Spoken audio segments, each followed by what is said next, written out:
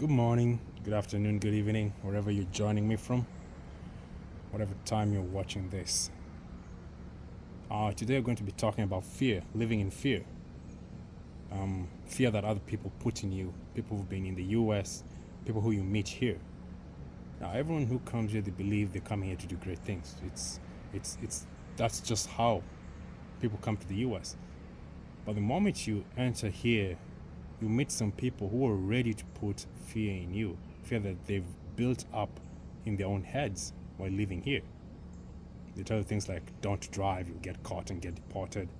Don't go to a party, don't go clubbing, you'll get caught and get deported. Tell you to stay home or stay indoors all day long unless you're going somewhere important. And they tell you not to talk to other people. But a lot of these things, they're just nonsense. Now, to be clear, there's a difference between not living in fear and just being stupid and careless. For example, if you keep bad company, if you're selling drugs, if you're doing crimes like burglary, you will get caught and you possibly will get deported. If you're driving recklessly, you're driving drunk and you get caught endangering other people's lives, yeah, you might get deported. If you assault someone just because you don't like how they talk or just to prove a point, to prove that you're a badass, you will get deported if you're caught. As long as you're living a life, that is peaceful without bothering anyone, no one will bother you. You can go to all the parties you want with your friends or by yourself. You can go clubbing, you can drink. As long as you don't become unruly, you'll be fine. I mean, if you're drunk, get an Uber home or have someone drive you home. If you're obeying traffic laws and ensuring that your car is at all times registered and has valid insurance and doesn't have any problems on the outside, you will be fine. Now, personally, I've been pulled over several times in this country. Now, the amount of time that I've been in the country before I got my green card and after I got my green card is about the same.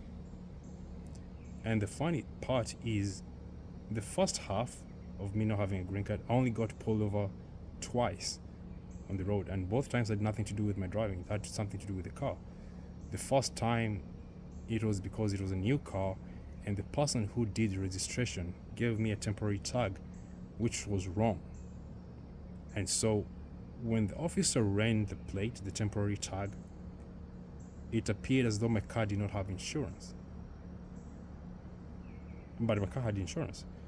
The second time I got pulled over was it was a sheriff who pulled me over. It wasn't a cop, it was a sheriff who pulled me over. And I was coming from hospital in a different county. I had my sister-in-law in the car and my nephew in the back seat. And he came to the window, rolled down the window. I rolled down my window. He asked for my driver's license. I gave it to him. He didn't run it. He just looked at it. He asked me where I'm coming from, where I'm going. I told him, we're coming from hospital. We're going back home. It was late at night, maybe around midnight. midnight. I told him we're coming from hospital. We're about 40 minutes from the house. He told me, just be careful on the road and fix your taillights. It's the taillights which were out with that car. It wasn't my car though. It was someone else's car. Now, funny story about the first time I got pulled over, about the insurance, about the wrong tag, not having insurance.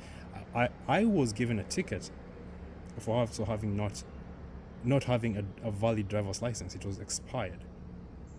Now, that day it was really funny because I spent such a long time with that officer, but the whole time we were spent together, about 90% of it had nothing to do with the ticket.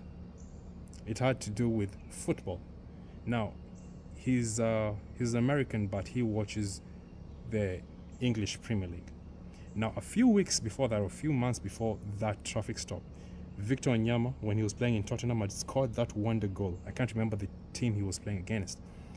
But the moment this guy heard it was from Kenya, he asked me, hey, do you know Victor Wanyama? I was like, oh yeah, he scored that wonder goal the other day. And we went into conversation about football for such a long time. and we were laughing. You'd think that we are friends, but it's just funny how something that lived in terror for such a long time went so in such an easy way.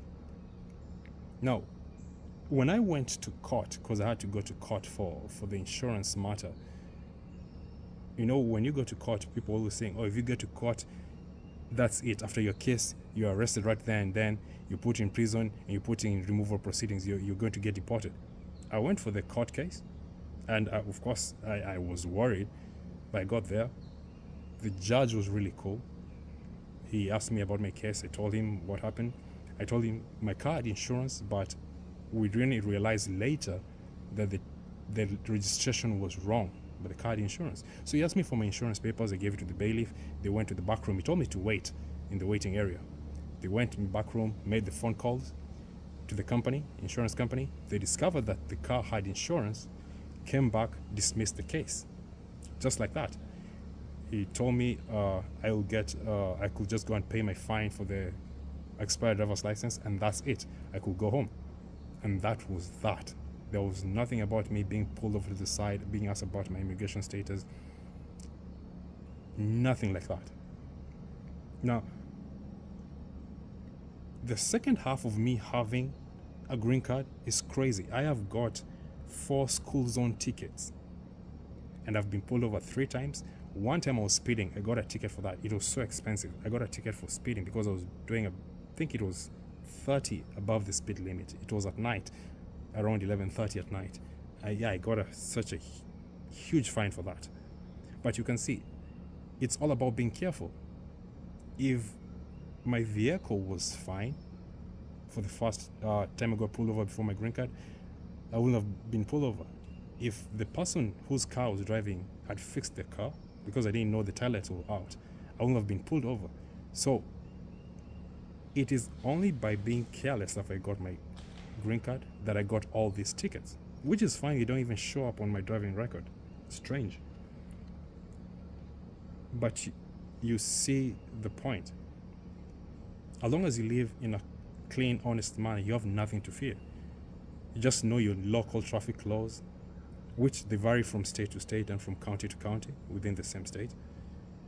If you live in an immigrant-friendly state, you get a lot of leeway to get things done in terms of your driver's license. Now, states which are Democrat-led are a lot more immigrant-friendly than Republican-led states. So states like California, Colorado, Illinois, Nevada, New York, Washington State, District of Columbia, the capital. Those states are immigrant friendly, and so you can get your driver's license even if you're undocumented, a long-term driver's license, because in the other states they just give you short driving permits, maybe 6 months with maybe a 4-month extension, something like that. But in those you can get driver's license which are long-term, and you can also renew them just by going to the DMV. Now, it's not like you go to the DMV in these states and just get it. They have slight requirements that you need to have met in order for you to get the driver's license. But I can't really mention them, all of them. You have to go and do the research on yourself, for yourself, if you want to get a driver's license from those states. There are 16 states, I believe, 16 or 17 states. You can just Google and find them. Now, I'm talking a lot about the driver's license because that's why you're most vulnerable if you're undocumented, because you can get pulled over at any time. When you're on house, unless the cops have a warrant, they can't just barge in and grab you.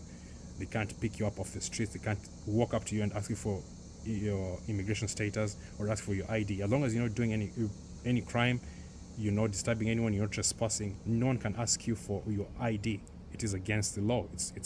It's against the constitutional rights of being in the U.S.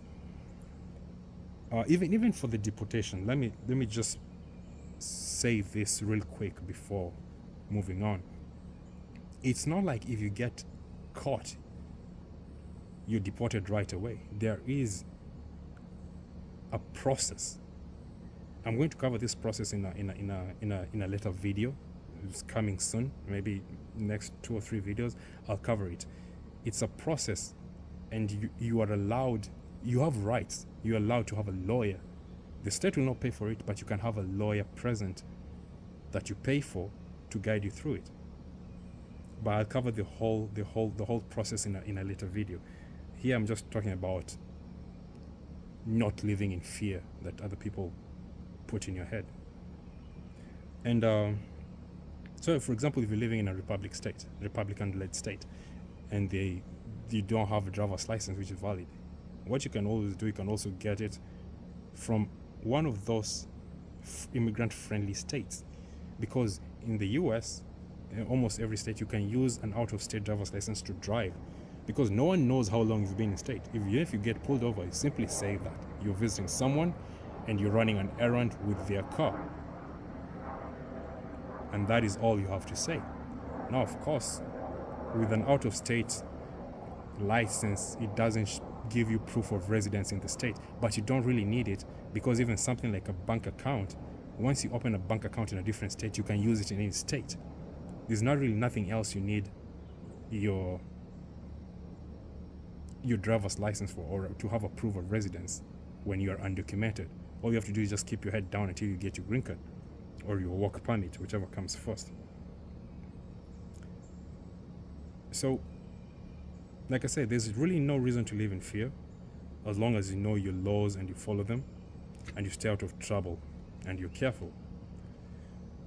You can find a lot of this information on the internet. All you have to go is just go and read your local laws, and you'll find out all the information that you need, and you can see how you can use that to your advantage. Don't just sit down and because someone has told you something cannot be done, you decide to lay down and die. No. Go out there, find information. The information is on the internet. Any DMV website for the state has all the information that you need. And if not, you can also go to YouTube and Google this information. You'll find it. Because I know the terror. I know the terror of having a cop car behind you at a traffic red light, at a traffic at a stop sign. It's swamp us immediately, like sweat in your butt crack, unexplained sweat in your butt crack, because you're thinking, okay, I'm gonna get pulled over.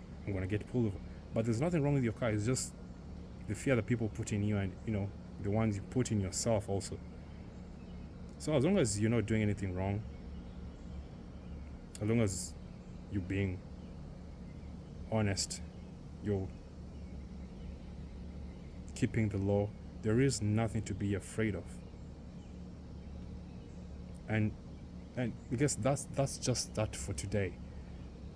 Remember, be careful, not fearful. Know your local laws, and I will see you in the next video. Goodbye.